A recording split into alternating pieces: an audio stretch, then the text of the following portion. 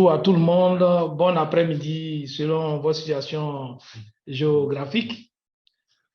Le titre de notre présentation de ce jour porte sur l'étude de perception de l'extrémisme violent dans les régions du nord de la Côte d'Ivoire. Et vous savez que la Côte d'Ivoire est entourée de pays qui sont malheureusement sollicités par les groupes extrémistes depuis quelques années. J'ai nommé le Mali et le Burkina Faso. Et ces groupes extrémistes, aujourd'hui, depuis 2016, essaient de pénétrer en Côte d'Ivoire. Et donc, cette étude visait à comprendre comment les communautés comprennent le phénomène de la résilience à l'extrémisme violent et quel est le contexte, c'est-à-dire les facteurs sociaux et économiques qui alimentent le schéma de violence dans le nord de la Côte d'Ivoire. Et quelles sont les sources de résilience locale utilisées par les acteurs pour pouvoir renforcer leur résilience. Donc aujourd'hui, nous allons vous présenter les résultats clés de cette étude. Et ces résultats clés, voici le plan que je vais vous proposer. D'abord, nous allons voir comment les populations perçoivent l'extrémisme violent. Est-ce que pour les populations, l'extrémisme violent est-il un phénomène qui doit être pris au sérieux ou bien c'est un phénomène négligeable?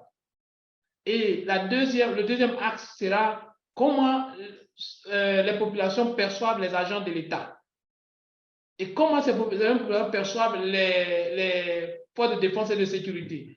Cette perception des agents de l'État et des forces de défense et de sécurité est importante. Pourquoi?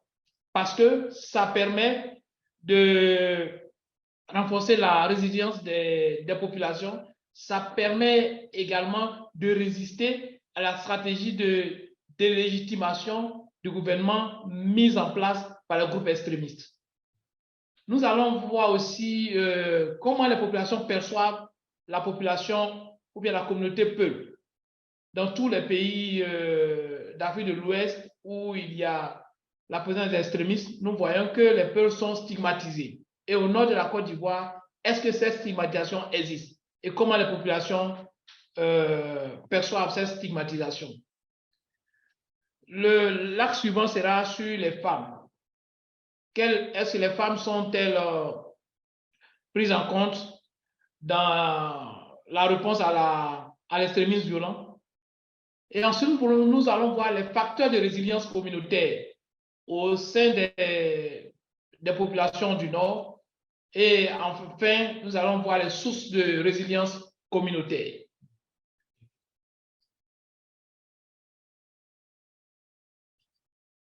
Donc, le premier axe, maintenant, c'est... Excusez-moi. Le premier axe, nous avons remarqué que plus on est proche des zones qui ont fait l'expérience de l'extrémisme violent, plus la population est consciente de la présence des extrémistes. Je prends, vous voyez la carte qui est la partie en rouge, le Bunkani. Dans le Bunkani, 53% de la population pense que l'extrémisme violent est un phénomène important qui menace leur sécurité. Mais ce n'est pas la même prise de conscience dans les autres régions. Parce que le Bunkani, la plupart des attaques en Côte d'Ivoire ont eu lieu dans le Bunkani. Nous voyons également que la perception en fonction des dynamiques locales, c'est-à-dire les idéologies religieuses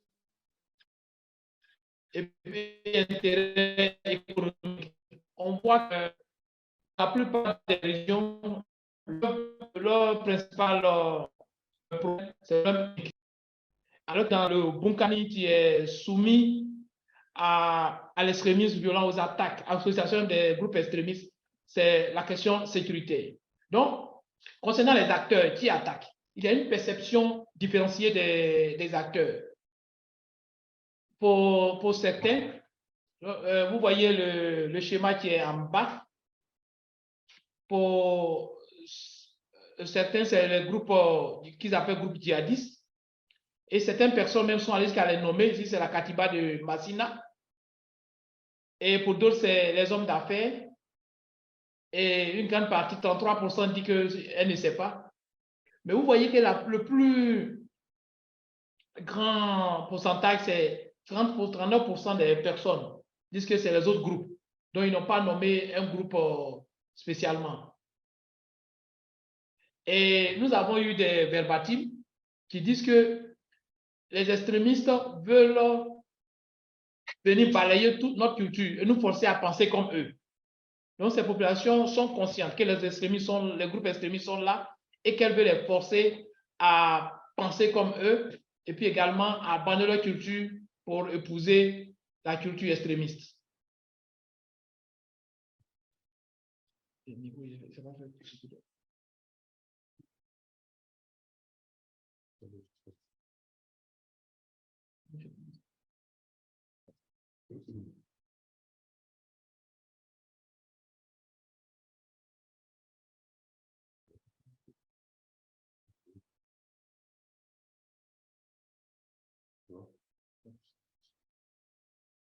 OK. Comment sont perçus les FDS par les populations? Les populations, lorsque vous demandez aux populations leur expérience avec les FDS, la première réaction, ils vont vous parler de raquettes et de répression de la part des FDS. Elles font les forces de défense et de sécurité. Parce qu'ils disent que les FDS ont accru les barrages. Également, ont accru les montants. Et ils ont dénoncé également la répression pendant ou au cours de l'exploitation des ressources naturelles dans le parc, telles que l'or, la forêt, dans la forêt, et puis concernant le bois.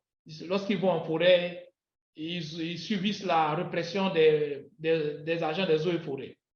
Et on leur a demandé quelles sont les occasions pendant lesquelles vous avez des tensions avec les FDS. Ils disent par exemple, c'est pendant le contrôle de moto. Il faut dire que dans le nord de la Côte d'Ivoire, il y a beaucoup de... La moto, c'est vraiment le principal moyen de déplacement. Et la plupart des motos n'ont pas de pièces, de documents afférents à leur engin. Donc, c'est une aubaine pour les forces de défense et de sécurité. Également, les populations pensent que lors d'un service rendu, par exemple, lorsque vous voulez demander un service aux forces de défense et de sécurité, vous voulez porter plainte, ou bien vous sollicitez les forces de défense et de sécurité, vous devez payer de l'argent. Certaines populations également disent que c'est lors de la traversée des frontières. Il y a la libre circulation des personnes et des biens dans la CEDEAO, mais cela n'empêche pas que lors de la traversée des frontières, les FDS demandent de l'argent, 1000 francs, 500 francs CFA, c'est-à-dire 1 euro ou 2 euros aux populations. Donc nous avons un verbatim. La population dit, cette personne disait quoi? Elle dit, tous ces hommes en uniforme qui ont été envoyés dans cette zone, nous avons l'impression qu'ils sont venus pour nous écraser. Ils contrôlent les papiers de nos motos, ils stockent de l'argent aux gens, tandis que des terroristes se cachent dans la brousse à proximité. Donc pour ces populations, les terroristes sont présents, ils ne sont pas loin, ils sont dans le parc, mais les FDS, au lieu d'aller les combattre, ils préfèrent les racketter. Maintenant, comment sont perçus les agents de l'État? Quand on parle d'agents de l'État, on parle des autres personnes qui ne sont pas des personnes en uniforme. Et cette perception dépend des régions. Nous voyons que dans la région du Bunkani, par exemple, les gens font plus confiance aux autorités coutumières. Parce que les autorités coutumières sont plus proches. Dans ces régions, il y a des villages qui voient rarement tous ceux qui peuvent représenter l'État, c'est-à-dire les forces de défense et de sécurité ou le sous-préfet, ils voient rarement parce que beaucoup de villages ne sont pas accessibles. Donc, les autorités coutumières sont toujours avec eux. Lorsqu'ils ont un problème, la première personne qui voit, c'est les autorités coutumières. Donc, ils disent qu'ils font plus confiance aux autorités coutumières. Et la perception également des FDS, comme nous avons vu, est généralement positive, même s'il y a le racket, parce qu'ils disent qu'ils construisent les FDS pour leur protection et qu'ils sont prêts à coopérer avec eux dans le respect. Mais ils reprochent aux FDS de ne pas être prompts lorsqu'ils les appellent au secours. Et nous avons là aussi un verbatim. Et la personne disait que le bureau du trésor qui ont construit à côté de l'école pour encourager nos enfants à y étudier et y travailler un jour a été transformé en camp militaire. Imaginez maintenant si ce camp devait un jour être attaqué. Les premières victimes seraient nos enfants. En principe, ici, c'est parce que pendant les vacances, il y a, je pense, à Teini, il y a une ancienne école, ou bien une école qui avait été provisoirement affectée comme camp militaire en attendant de construire un camp aux forces de défense et de sécurité. Mais ça rend les populations mécontentes. Et les populations aussi dénoncent la violence injustifiée des agents des forces de défense et de sécurité. Et maintenant, nous allons voir un phénomène qui n'est pas propre à la Côte d'Ivoire, mais qui est propre à tous les pays qui font face à l'extrémisme violent, la stigmatisation des peuples. Et nous avons vu que dans les autres régions, la perception des peuples est positive. On voit que dans le Bunkani, ceux qui ont une perception négative du peuple, c'est dans le une personne à une perception négative du peuple. Parce qu'ils associent le peuple, la figure du peuple, à la figure de l'extrémiste, à la figure du terroriste, comme ils l'appellent. Pour eux, lorsque vous demandez à ces personnes qui sont les terroristes, la première personne ou la première communauté qu'on va indexer, pour eux, c'est le peuple. Et ensuite, cette perception négative vient du Folon. Dans le Folon également, il y a un problème aussi d'agriculteurs-éleveurs, comme il y en a dans le Bunkani. Et il y a les gens du Poro, comme dans le Tchologo également, ont une perception plus positive des peuples. Et les peuples disent qu'ils subissent la pression des forces de défense et de sécurité, des dozos, c'est-à-dire des chasseurs traditionnels et des criminels, ainsi que des groupes extrémistes. Vous voyez, les peuples, ils sont comme entre le marteau et l'enclume. D'une part, les forces de défense et de sécurité disent qu'ils sont les complices des groupes extrémistes, mais d'autre part, les groupes extrémistes disent que les peuples collaborent avec le gouvernement. Donc, d'un côté ou de l'autre, les peuples sont ballottés et ils subissent cette violence, cette tension perpétuelle. Également, il y a une compétition accrue pour les ressources naturelles et dans l'espace économique, ce qui fait naître des doutes sur la nationalité des peuples. Pour les personnes au nord de la Côte d'Ivoire, les peuples ne sont pas des Ivoiriens. Et l'argument, donc, les peuples ne devraient pas avoir accès à la terre. Parce que la plupart des peuples, leur activité principale, c'est l'élevage.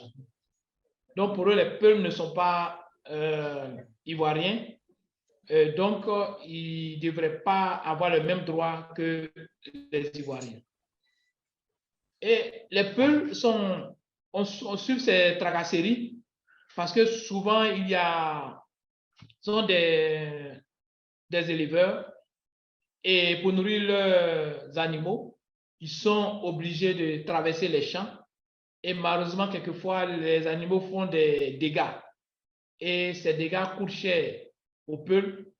Ça génère des conflits entre les peuples et d'autres communautés. Et ce qui a fait que même les Peuls ont commencé à se sédentariser. Certains même ont quitté la région pour aller s'installer au Mali ou en Guinée. Donc nous les voyons tout au long de la frontière. Et nous avons quelques verbatims. Il y a un des verbatims qui vous montrera comment cette population a vraiment une perception négative du peuple. Il dit, un jour, nous demanderons nous-mêmes à nos jeunes de les chasser, de chasser les peuples. Et c'est un responsable de communauté qui nous dit qu'un jour, ils vont demander à leurs jeunes de chasser les peuples. Et l'autre verbatim, c'est, nous avons recueilli auprès d'un peuple, ils disent, beaucoup d'entre nous sommes nés en Côte d'Ivoire. Nous avons grandi en Côte d'Ivoire. Nous sommes allés à l'école en Côte d'Ivoire. Nous sommes mariés ici en Côte d'Ivoire. Et nous avons tout ici en Côte d'Ivoire. C'est-à-dire que nous avons toutes nos richesses ici en Côte d'Ivoire. Mais ils continuent à nous appeler flaquets. Ça veut dire que flaquet, ça veut dire foula. Foula, c'est le peul. En malinqué, ça veut dire monsieur. Donc flaquet, ça veut dire que monsieur Peul. Au lieu de l'appeler par son nom, on l'appelle monsieur Peul. C'est comme si quelqu'un de vous est français, pour faire honneur à Miko. S'il est allemand, il va dire monsieur allemand. Voilà. Donc, au lieu de désigner le nom de la personne, on le désigne par sa communauté. Et ils nous considèrent comme des étrangers. Et c'est une discrimination. Et cette discrimination est révoltante. Vous voyez comment c'est frustrant pour ces peuples.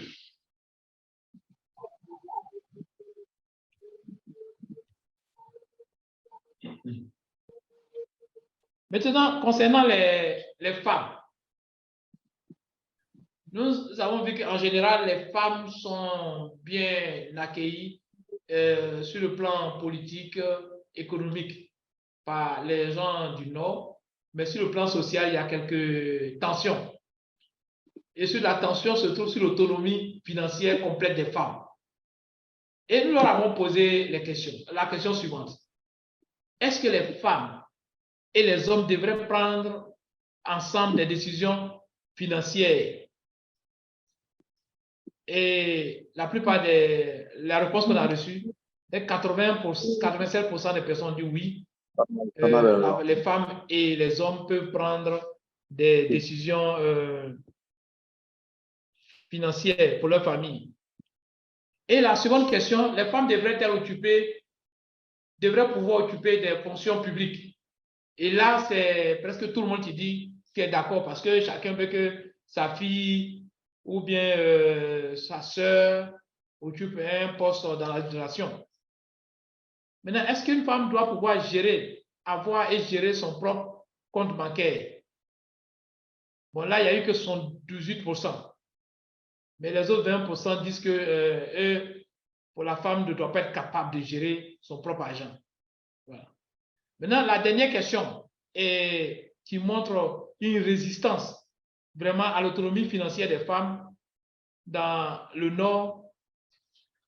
Est-ce que les femmes devraient décider? Est-ce que c'est les hommes qui devraient décider comment une femme devrait dépenser ses revenus? 48% des gens disent qu'ils sont d'accord que c'est les hommes qui doivent décider comment une femme doit dépenser ses revenus. C'est que la femme a un salaire, mais ce n'est pas elle qui doit décider comment elle doit dépenser son salaire, mais c'est l'homme qui doit lui dire comment elle devrait dépenser son salaire.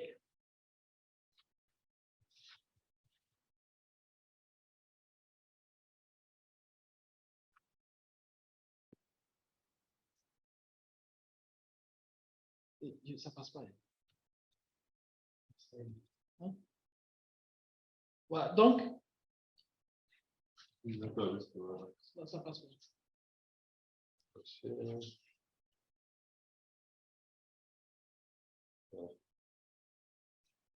OK. Maintenant, nous venons de voir la perception de l'extrémisme violent dans les régions du Nord. Et nous allons voir maintenant quelles sont les réponses, c'est-à-dire quels sont les moyens, les mécanismes de résilience qui sont en place. Et à la question quelles sont les personnes qui sont aptes à vous aider ou bien à résoudre les problèmes communautaires. Tout de suite, la réponse des personnes interrogées fait la part belle aux chefs traditionnels. Ensuite, les chefs religieux et les leaders communautaires. C'est après eux que viennent les agents de l'État, la police, les élus et la justice. Donc, nous voyons ici, cette donnée-là concorde avec les données antérieures qui disent que les gens font plus confiance aux agents non étatiques. Parce que comme je le disais précédemment, c'est grâce à la proximité des autorités coutumières, des chefs traditionnels et même des chefs religieux qu'ils ont tenus lors des attaques.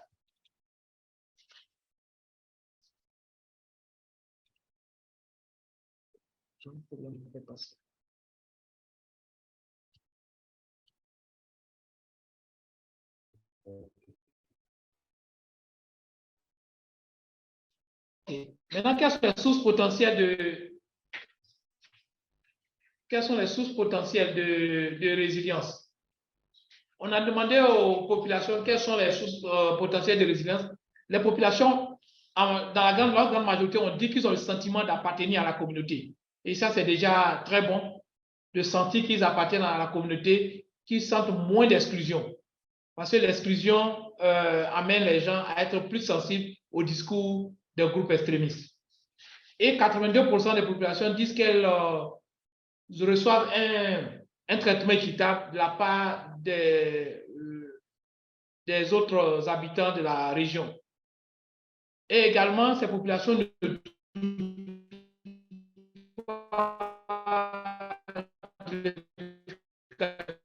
de leurs dirigeants. Ce qui est, il y a une confiance entre les communautés. Voilà. Même si certaines communautés sont stigmatisées, mais en général, il y a une confiance entre les communautés. Mais on voit que les 53% nous montrent qu'il y a une tension quand même qui couvre. Voilà. Et ces tensions sont quelquefois alimentées par les problèmes fonciers et puis les problèmes liés à la subsistance.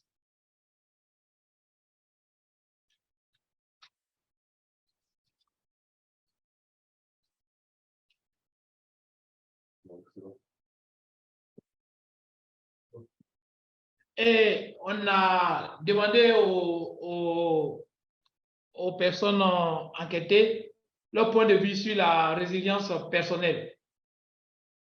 Et la plupart du temps, les gens disent qu'ils ont souvent peur et qu'ils cherchent d'abord à protéger leur famille et qu'ils n'ont aucun... Certains disent qu'ils n'ont aucun objectif dans la vie et certains aussi disent qu'ils n'arrivent pas à décrire sur le plan personnel comment ils résistent à l'extrémisme violent.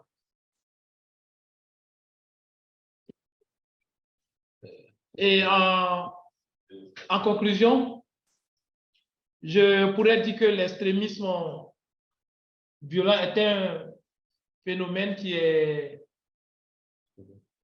réel en Côte d'Ivoire, surtout dans le nord de la Côte d'Ivoire. Mais la conscience de ce phénomène, de cette insécurité, dépend de la proximité avec les zones d'attaque. Également, nous avons remarqué qu'il y a localement des moyens de résilience à l'extrémisme violent. Et nous avons également remarqué la stigmatisation de certaines communautés. Et cette stigmatisation est plus accrue dans les régions qui ont connu, qui ont fait l'expérience des attaques extrémistes. Je vous remercie. Ok, les applaudissements forts. Merci beaucoup, Philippe, pour cette présentation. Dans 20 minutes.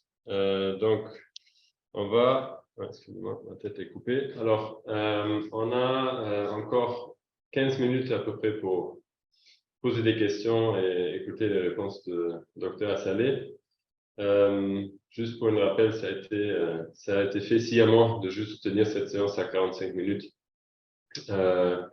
pour respecter voilà, les agendas de chacun.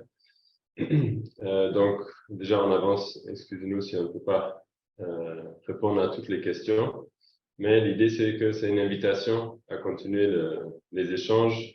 Le projet Résilience pour la paix est toujours disponible aussi pour continuer la discussion. Alors, pour commencer maintenant la séance questions et réponses, je propose un format peut-être un peu particulier. On va d'abord prendre 2 minutes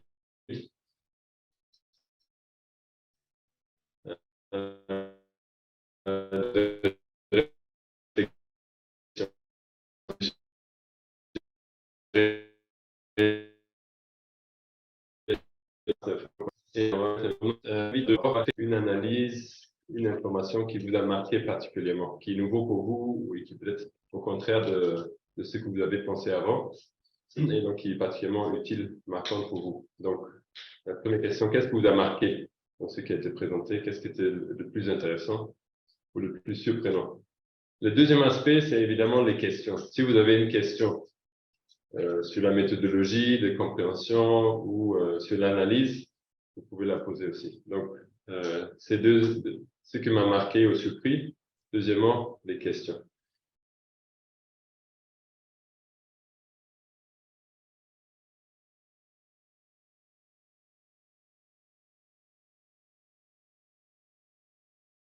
OK, alors, merci pour vos questions, vos observations des choses qui vous ont marqué. Rapidement sur quelques questions. Alors, est-ce qu'on va partager les slides? En fait, tout le contenu de la présentation se trouve en ligne sur le site web du projet. Mon collègue va tout de suite partager le lien du site web avec vous dans le chat, mais ça se trouve aussi sur le site de l'événement. Donc, sur le site du projet, vous trouvez au début une infographie, une présentation qui contient tous les éléments graphiques visuels que le docteur a présentés et aussi les rapports en français et en anglais. Le rapport s'appelle Perception et de la sécurité. Perception de la sécurité. OK, donc une question, c'était peut-être pour expliquer mieux la méthodologie qui a été utilisée rapidement et de peut-être approfondir sur la conclusion. Donc, les deux questions, on va commencer par ça en attendant les autres. OK, merci beaucoup. Concernant la méthodologie, nous avons utilisé la méthodologie quantitative. Voilà, donc nous avons fait une collecte de données quantitatives et nous avons travaillé dans 11 départements du nord de la Côte d'Ivoire et nous avons interviewé 2100 personnes. Vous voyez, c'est vraiment énorme. Et ces départements ont été choisis à dessein. Comme je le disais, c'est des départements qui se situent dans des régions qui sont souvent visitées par les groupes extrémistes. Toutes les attaques que la Côte d'Ivoire a connues, en dehors de l'attaque de Bassam, ces attaques-là ont eu lieu dans le nord de la Côte d'Ivoire et surtout dans la région du Boukani. Concernant la conclusion, je disais que le fait qu'on devrait souligner ou retenir, c'est d'abord que que l'extrémisme violent est un phénomène réel en Côte d'Ivoire. Ce n'est pas de l'imagination, c'est vraiment réel. Et la preuve, les populations elles-mêmes, lorsqu'elles sont à proximité des zones qui ont connu les attaques extrémistes, sont conscientes que l'extrémisme violent représente un grand problème pour eux. Également, le deuxième point à retenir, c'est que les attaques extrémistes ont fait que certaines communautés ont été stigmatisées, particulièrement les populations Peuls. Et il dérive de cette stigmatisation des Peuls deux faits. D'une part, les Peuls sont considérés comme des complices des groupes extrémistes et donc ils sont traqués. D'autre part, les groupes extrémistes disent que les Peuls collaborent avec le gouvernement, donc eux aussi traquent ces Peuls-là. Il faut dire qu'il y a eu des enlèvements au nord de la Côte d'Ivoire et la plupart des enlèvements, les victimes sont les Peuls. Ce sont des enlèvements, il y a deux types d'enlèvements. Il y a eu les enlèvements contre rançon, mais il y a des enlèvements pour intimidation, pour dire à ces Peuls, si vous n'arrêtez pas de collaborer avec le gouvernement, la prochaine fois, on vous enlève, vous ne revenez plus. Voilà, ça, c'est le troisième fait qu'il faut retenir. Le quatrième fait, il faut retenir que la population fait plus confiance aux agents non étatiques. Et cela est dû au fait que la plupart de ces régions-là sont reculées. Et ce sont des régions qui, avant les attaques, n'avaient pas accès aux services sociaux de base. Donc, ce qui fait qu'ils ont une certaine défiance, voire même méfiance envers l'État et ils sont plus proches des chefs traditionnels. Il faut aussi retenir que les forces de défense et de sécurité, il y a une tension qui existe entre les forces de défense et de sécurité dans ces régions-là, autour du phénomène qu'on appelle le racket. Ça existe dans beaucoup de pays, que ce soit au Burkina ou en Côte d'Ivoire, ces phénomènes existent. En principe, les gens devraient peut-être avoir peur d'aller dans ces zones, mais c'est des zones qui sont beaucoup prisées par certains agents parce que ce sont des zones dans lesquelles on peut avoir on peut augmenter un peu son salaire par mois. Et le cinquième fait à retenir, c'est concernant les femmes. Voilà. Vous voyez qu'il y a une tension entre le fait que c'est les femmes qui devraient elles-mêmes gérer leur argent ou bien c'est les hommes. Et on voit qu'il y a une grande majorité sur le plan culturel. On dit quand la femme va à la chasse et qu'elle prend le gibier, c'est l'homme qui essaie de dépecer le gibier. Donc c'est la même conception. Voilà, donc la femme a un salaire, mais la population pense que c'est l'homme qui devrait l'aider à bien gérer son... Donc, voici ce que les faits qu'on peut retenir. Mais également, au dernier fait, il faut dire que les populations ont développé des mécanismes de résilience. Merci. Merci Philippe. Alors, en vue des autres questions qui sont dans le chat, j'essaie de résumer. Donc, est-ce qu'on a des données dans cette enquête sur les perceptions des autorités locales comme les mairies et les conseils régionaux? Parce que là, on avait parlé des autorités locales, je crois, mais voilà, peut-être juste pas dans les catégories ramassées, mais mairie, conseil régional, est-ce qu'il y a des données? Deuxième question, est-ce que de toute cette étude, quels sont les défis prioritaires qui ressortent si quelqu'un veut, comme nous ou comme d'autres dans la salle, veut renforcer la résilience communautaire contre l'extrémisme violent? Est-ce qu'il y a une ou les deux défis majeurs si on veut renforcer la résilience communautaire? Et troisième question, c'était juste une question de comprendre l'utilisation des termes terrorisme, djihadisme, extrémisme violent pour éviter qu'on va tomber dans une cour magistrale sur les définitions. Peut-être tu peux juste expliquer pourquoi toi tu utilises surtout les termes extrémisme violent voilà, et ce que ça veut dire. Voilà, merci beaucoup. Je reviens sur l'utilisation des termes terrorisme, djihadisme et extrémisme violent. C'est des termes qu'on utilise de manière interchangeable. Mais le mot terrorisme, c'est un mot en jeu. Donc, il faut faire attention à son utilisation. Parce que celui qui est terroriste pour moi peut être le combattant de la liberté pour d'autres. Donc, c'est un mot en jeu. On peut, même il y a des États qui considèrent leurs opposants comme des terroristes. En Afrique, ici, il y a des opposants qui sont en prison. Le gouvernement les a considérés comme des terroristes. Vous voyez, donc c'est un thème en jeu.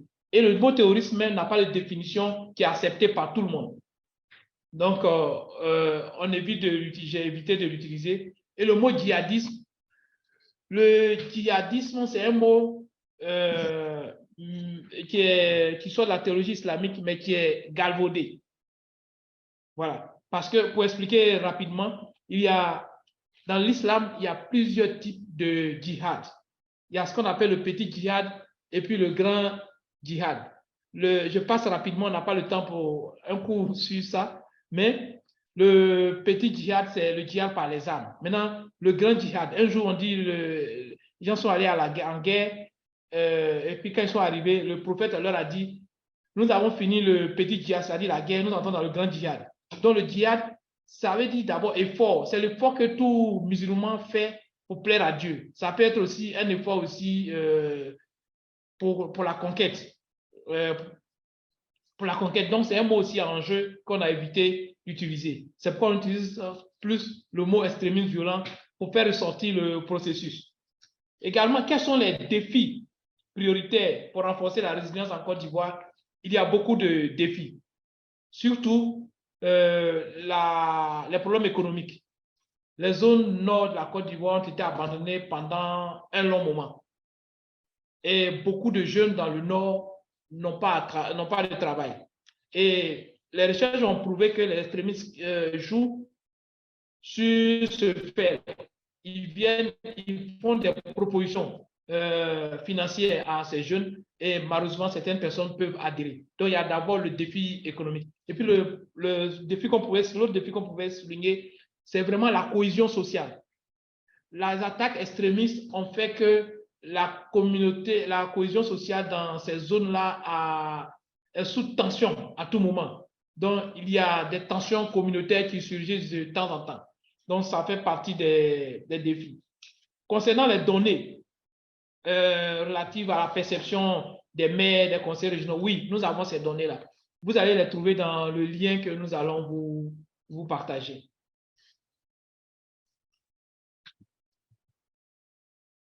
Ok, merci beaucoup Philippe. Alors, je vois encore d'autres questions dans le chat. On est quasiment arrivé à notre l'heure de finish.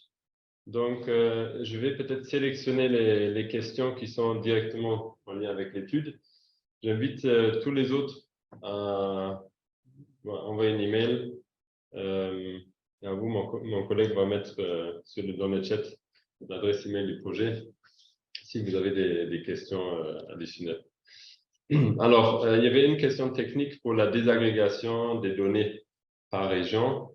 On vous invite de consulter le rapport et l'infographie qui sont sur le site web pour voir déjà le niveau de désagrégation de ces documents-là. Et si vous ne trouvez pas la réponse ou la désagrégation souhaitée, on est disponible aussi pour, voilà.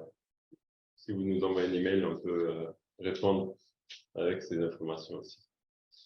Alors, je pense que pour comprendre un peu la pertinence des dynamiques qui sont ressorties, il y avait la question, quel est vraiment le lien, Philippe, entre les FTS, la perception des FTS et l'extrémisme violent? Comment les deux sujets sont liés? Et quelle est la pertinence de parler de l'inclusion des femmes quand on parle de l'extrémisme violent? Parce que ça faisait partie de ta présentation, mais quel est le lien? Quelle est la pertinence? Donc, peut-être sur ces deux questions, on va clôturer. On a vu, il y a encore des questions. Qu'est-ce qu'on a fait comme projet pour travailler avec l'intégration des peuls? Effectivement, on a travaillé dessus, mais je pense que c'est peut-être moins lié directement à l'étude. Donc, ça, on va vous inviter de nous contacter. Et aussi la question de l'élevage. Quelles sont les pratiques d'élevage dans la région nord? Ça aussi, on a travaillé dessus. Donc, on vous invite de nous contacter directement. Voilà. Donc, Philippe, peut-être sur cette lien, comment FTS, la perception des FTS et l'inclusion des femmes est pertinente quand on parle de l'extrémisme violent. OK, merci beaucoup.